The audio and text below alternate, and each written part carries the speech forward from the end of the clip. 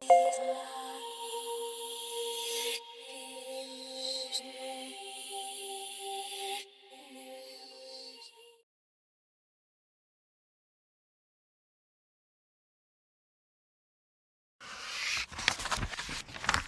school, home to boys and girls hoping to become users of magic, is abuzz with one question.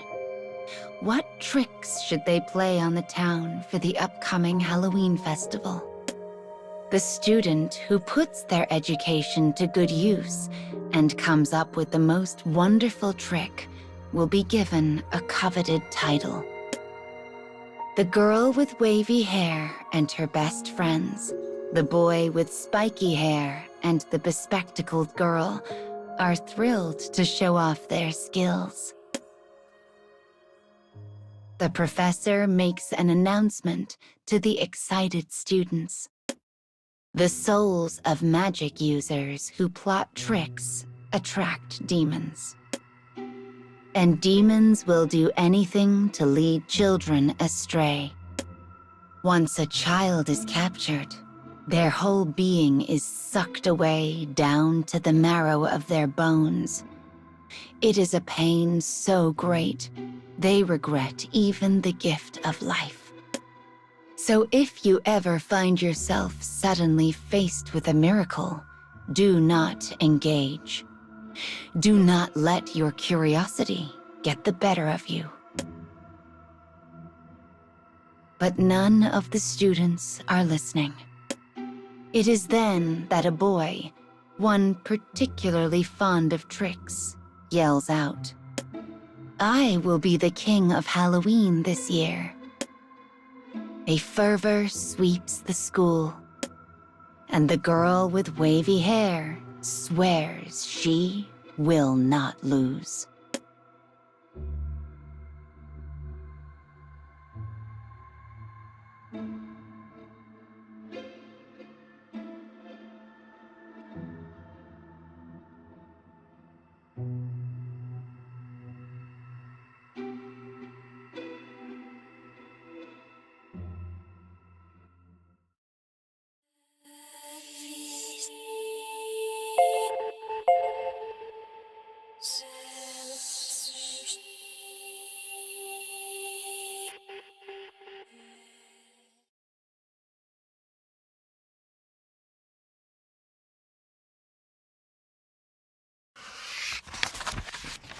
The girl begins practicing tricks with her best friends.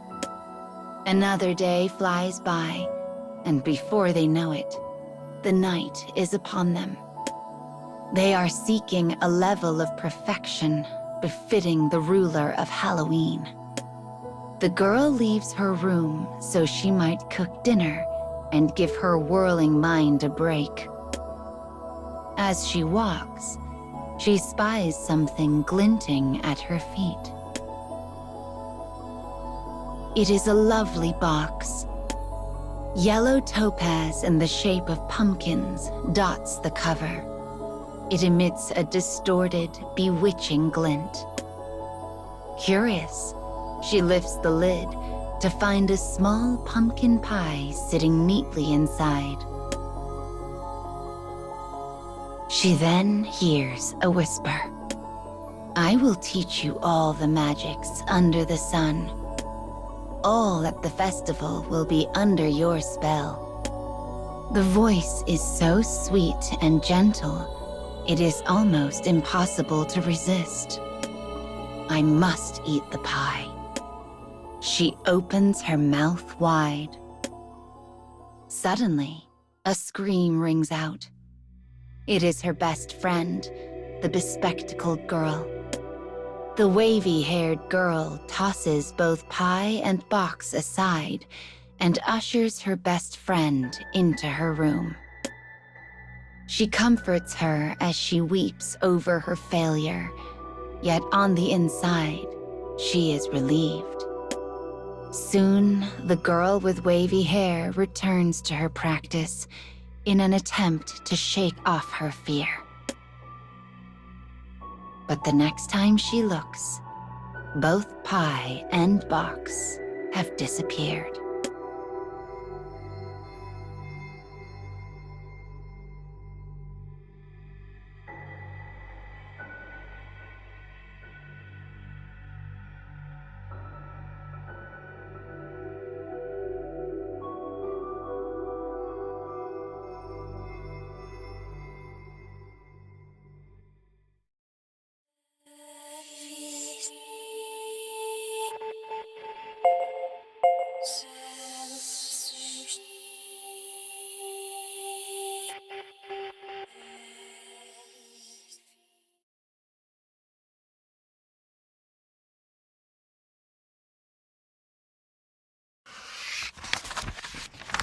On the day of the festival, the girl and her friends continually shock the townsfolk.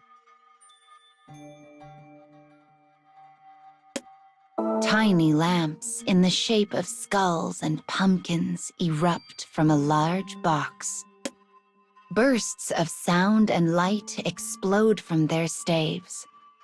A moment later, they transform into various sweets and pastries that rain down upon the onlookers. Even if it is not enough to earn them the title, this is the spell the best friends created together, and it is their joy. Yet, for some reason, the box crosses the wavy-haired girl's mind, causing a chill to run down her spine. Alas, it had been an omen, for she turns to find the box resting on the ground. Before she can even think of why, a hand reaches out from beside her, the boy who swore to be the king of Halloween. Before she can draw a breath, he pops the pie in his mouth. There is a strange light in his eyes, a distorted, bewitched glint. Standing before the dumbfounded girl, the boy lifts his staff into the air. Dozens of vines suddenly rise out of the ground throughout the town. They twist together like snakes before taking on the shape of a giant tree. Its branches and leaves shine majestically, reaching upward like a canopy. The townsfolk give a cheer. The students stare, enchanted. The girl is also astonished, but then she realizes the boy is nowhere to be found.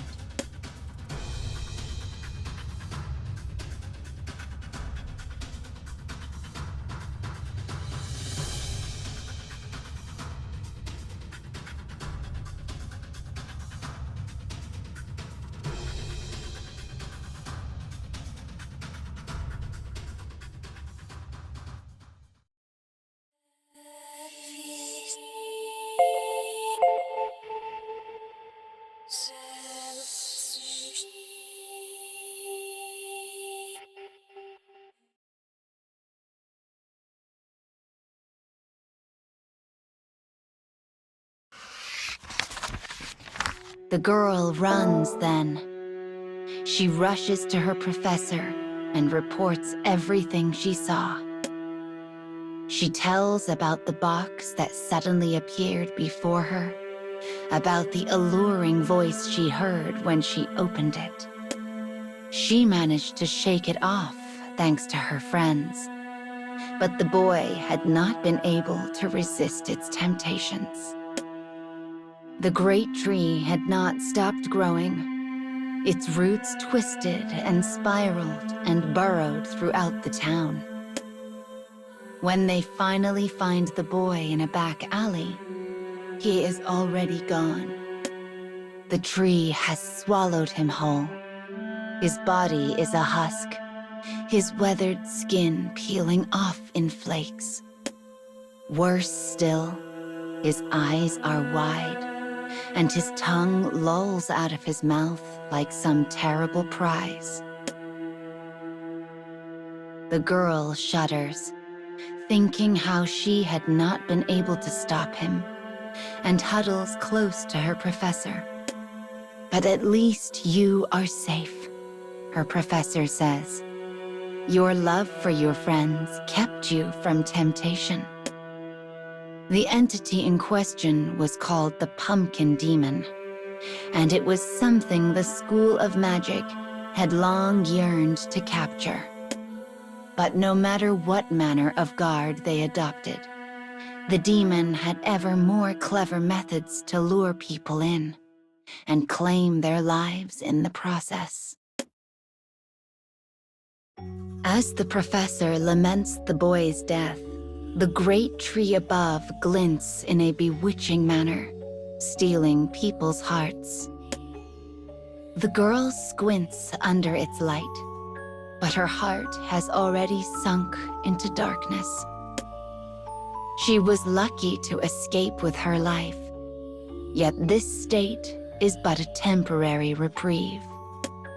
For temptation lies ever around the bend, and it is known that demons always seek people's greatest desires.